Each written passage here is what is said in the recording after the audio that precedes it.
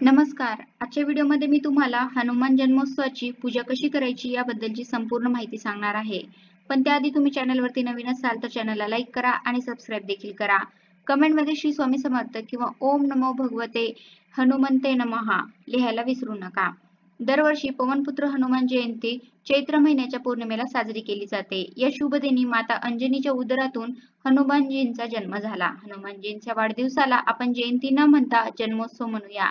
कारण बजरंगबली अमर आहेत. या जगात हयात नसलेल्या व्यक्तींसाठी जयंती हा शब्द वापरला जातो. त्यामुळे आपण सर्वजण हनुमान जयंती न म्हणता हनुमान जन्मोत्सव साजरा करूया. हनुमान हे असे देव आहेत ज्यांचं खऱ्या मनाने स्मरण केलं तर भक्तांचं प्रत्येक संकट दूर होतं. म्हणून त्यांना संकटमोचन असेही म्हणतात. यावर्षी हनुमान जन्मोत्सव शनिवार दिनांक 12 एप्रिल 2025 रोजी आलेला आहे. जेव्हा हनुमान जन्मोत्सव मंगळवारी किंवा शनिवारी येतो तेव्हा त्याचे महत्त्व अधिक वाढतं. कारण हे दोन्ही दिवस बजरंगबलीला समर्पित आहेत. या दिवशी हनुमानजींची विशेष पूजा केली जाते.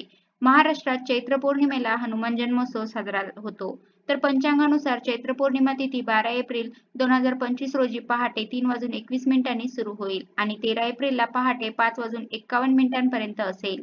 यामुळे 12 एप्रिल रोजी हनुमान जन्मोत्सव आपण साजरा करायचा आहे आणि या काळात दिवसभर शुभ मुहूर्त असतील. पण हनुमानांचा जन्म सूर्योदयाच्या वेळी झाला असे म्हणतात. म्हणून या दिवशी ब्रह्ममुहूर्तावर उठून स्नान वगैरे करून हनुमानाची पूजा विधीनुसार केली जाते. हनुमान जन्मोत्सवाच्या दिवशी बजरंगबलीची विधीपूर्वक पूजा केल्यास इच्छित फळ मिळते. पण हनुमानजींची पूजा करताना रामाची पूजा करा. कारण भगवान श्रीरामाची पूजा केल्याशिवाय हनुमानजींची पूजा अपूर्ण मानली जाते. कारण श्रीरामाचे महान भक्त हनुमानजी आहेत. हनुमानजींना राम हे नाव खूप प्रिय आहे असे म्हणतात. भगवान श्रीरामाच्या उपासनेने हनुमानजी प्रसन्न होतात. तर हनुमान जन्मोत्सवाच्या दिवशी आपण हनुमानजींची योग्य पद्धतीने पूजा कशी करायची ते पाहूया.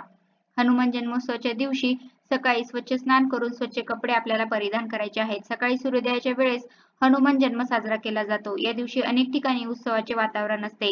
भजन कीर्तन असते. जन्मवेळ झाल्यावर हनुमंताला पाळण्यात घालून पाळणा म्हटला जातो आणि आरती म्हणून उत्सवाची सांगता केली जाते. भाविक हनुमान मंदिरात जातात किंवा घरीही पूजा करतात. तर सर्वात आधी हनुमानजींच्या मूर्तीवर सिंदूर लावावा. त्यानंतर धूप दिवा नैवेद्य अर्पण करावा आणि मंत्रोच्चार करून हनुमानजींची पूजा करावी. नंतर हनुमानांची आरती आणि हनुमान चालीसा पाठ करून पूजा पूर्ण करावी आणि हनुमानजींकडून झालेल्या चुकीची क्षमा मागावी.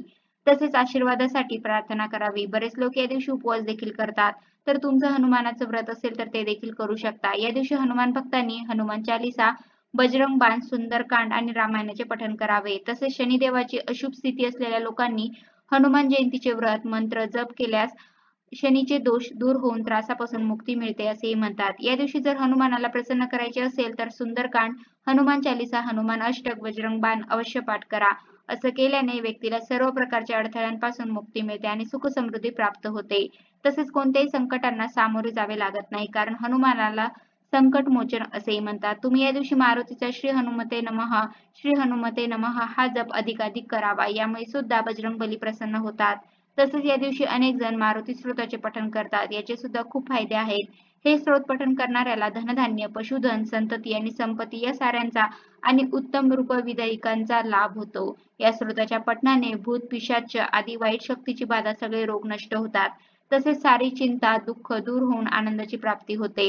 त्यामुळे या हनुमान जन्मोत्सवाच्या दिवशी आपल्याला हनुमानाची यथाशक्ती पंचोपचारे पूजा करायची आहे. आपल्याला भागामध्ये पूजेची जी पद्धत प्रचलित आहे त्यानुसार पूजा करायची आहे. मात्र हनुमानाला शेंदूर, रुईची पाने किंवा रुईच्या पानांची माळ, फुले आणि तसेच तिळाचे तेल मात्र या दिवशी जरूर अर्पण करावे.